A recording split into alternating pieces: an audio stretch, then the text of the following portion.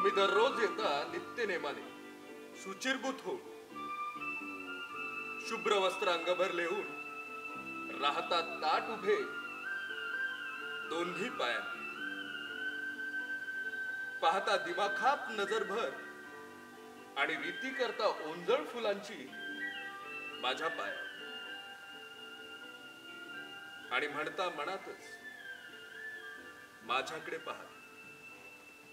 Doctor Babasaheb Ambedkar.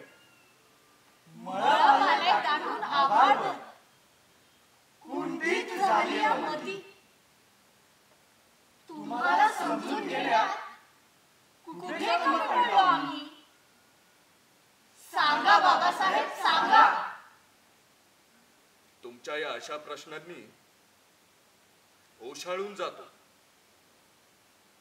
वाटत राहतं माझं मलाच तुम्हाला सगळं समजावून सांगण्यात कुठं कमी पडलो मी.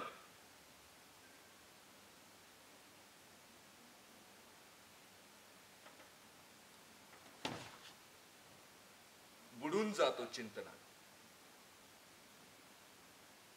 मी पाहिलेलं एक स्वप्न साकारलेलं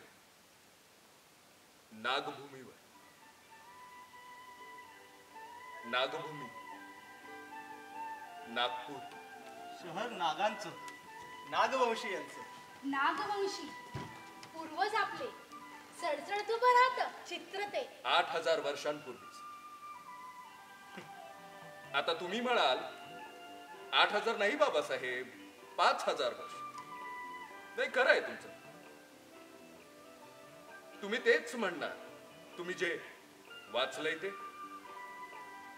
सिंधू नदी, सिंधूच्या परिसरात उभी राहिलेली सिंधू संस्कृती.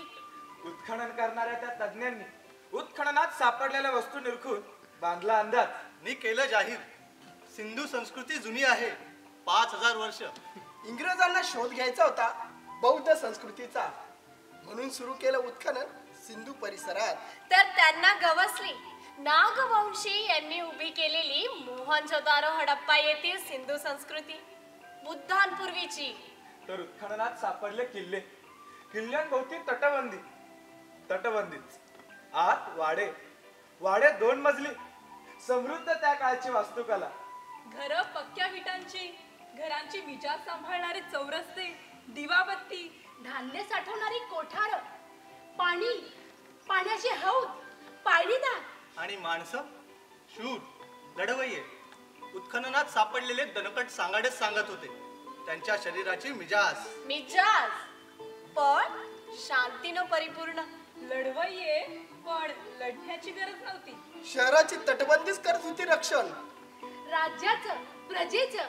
म्हणून तर प्रजा सुखी आणि समाधानी.